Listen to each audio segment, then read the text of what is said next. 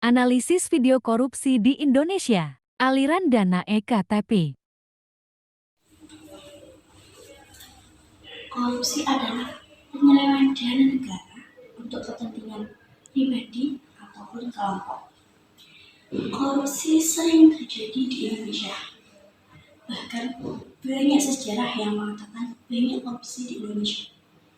Korupsi sering dipandang menjadi budaya yang ada di Indonesia.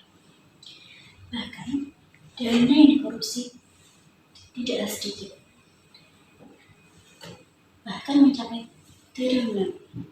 Menurut buku Hukum Tak Kunjung Tegak karya Mahfud MD yang membahas mengenai kualitas hukum di Indonesia, menekankan pada korupsi. Berikut contoh korupsi yang ada di Indonesia. Mega proyek KTP elektronik yang menjadi ladang korupsi bagi para pejabat tinggi merugikan negara hingga mencapai 2,3 triliun rupiah. Kasus ini yang menggurita melibatkan banyak pihak, perorangan, korporasi, bahkan juga tidak ketinggalan pejabat negara. Lantas bagaimana skema dan kepada siapa saja kucuran dana pembuatan identitas penduduk ini mengalir? Saya akan membahas lebih lengkap untuk Anda pada sore hari ini. Kita lihat bersama. Ini adalah kita akan mulai terlebih dahulu dari yang didapatkan dari KPK. Jadi informasi dari KPK kemudian disadur oleh detik.com menyampaikan bahwa ini adalah orang-orang yang memang disebut-sebut menerima duit iktp. Jadi dari BAP dari beberapa orang yang telah dipanggil diperiksa oleh KPK termasuk juga terdakwa, hal tersebut dikumpulkan menjadi sebuah acuan dan inilah beberapa gurita nama yang disebutkan menerima fulus dari proyek kita yang selalu kita ambil, KTP yang selalu ada di dompet kita itu, ada korupsi luar biasa di sana. Dalam beberapa kesaksian yang ada di persidangan, beberapa dari nama ini membantah bahwa mereka menerima. Persidangan nanti akan menentukan. Tapi selintas saja, saya ingin kamera lebih dekat untuk memperlihatkan bagaimana plasma ini terlihat. Anda lihat logo-logo partai beraneka rupa, beraneka warna.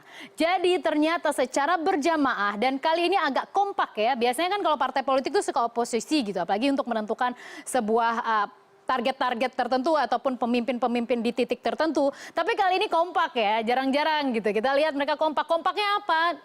Diduga mereka menerima proyek ataupun dana proyek iktp. Kita lihat siapa-siapa aja namanya. Gamawan Fauzi. Gamawan Fauzi merupakan Menteri Dalam Negeri era kepemimpinan Presiden Susilo Bambang Yudhoyono. Kita lihat berapa dugaan yang diterima oleh Gamawan Fauzi, 4,5 juta plus 50 juta. 4,5 juta dolar Amerika pada tahun 2010, 2012, 2011 tersebut merupakan angka yang luar biasa.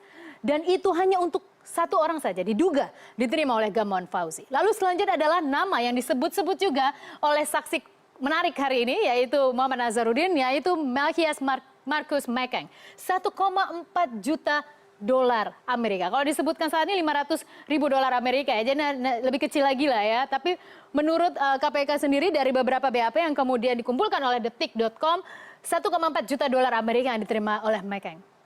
Satu orang yang menerima itu. Luar biasa ya. Lalu selanjutnya ada Ade Komarudin, 100 ribu dolar Amerika. Kemudian kita lihat Nu'man Abdul Hakim, 37 ribu dolar Amerika.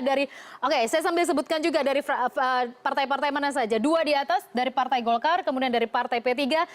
Kemudian kita lihat ada PAN, Teguh Juwarno, ini juga sudah membantah juga di pengadilan, dihadirkan sebagai saksi dan menyatakan bahwa itu merupakan fitnah yang ditujukan pada dirinya, 167 ribu dolar Amerika. Kemudian Abdul Malik Haramen, 37 ribu dolar Amerika dari PKB. Lalu kita bergeser ke PKS, kita lihat Jazuli Juwaini diduga menerima 37 ribu dolar Amerika. Lalu ada Marzuki Ali, salah satu pentolan dari Partai Demokrat, diduga menerima 20 miliar dolar Amerika. Dan satu lagi, tokoh yang juga disebutkan namanya hari ini oleh Muhammad Nazarudin yaitu Anas Urbaningrum yang disebutkan 5,5 juta dolar Amerika. Jadi hampir-hampir mirip ya angkanya kita lihat ya dari Gamawan Fauzi dan Anas Urbaningrum yang saat itu memenangkan tidak berapa lama kemudian ada konvensi pemilihan ketua umum Partai Demokrat, kemudian Anas Urbaningrum menang dan menurut Nazarudin dalam kesaksiannya bahwa membutuhkan logistik dana agar menuju proses pemilihan tersebut. Lalu kita bergeser setelah Partai Demokrat, kita partai yang saat ini memenangkan Presiden Joko Widodo pada tahun 2014 sebagai Presiden Republik Indonesia, Partai. Dari berita tersebut, kita dapat menyimpulkan bahwa korupsi bisa dilakukan oleh siapa saja, tidak hanya satu orang, namun bisa dilakukan oleh beberapa orang dalam suatu lembaga. Dari itu, maka kita akan mendapatkan pengertian dari korupsi adalah penyalahgunaan kekuasaan atau wewenang yang dilakukan secara kolektif dan teratur.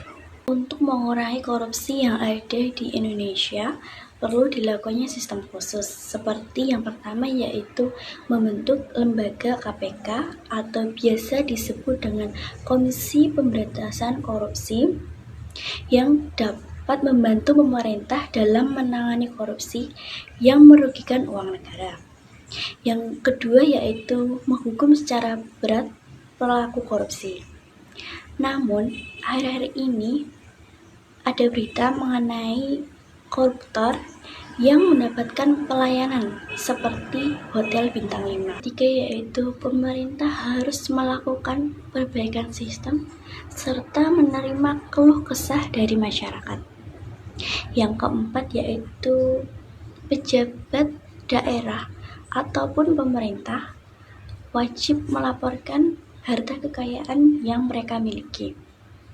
Yang kelima yaitu kita sebagai warga negara wajib berperan aktif dalam sikap anti korupsi.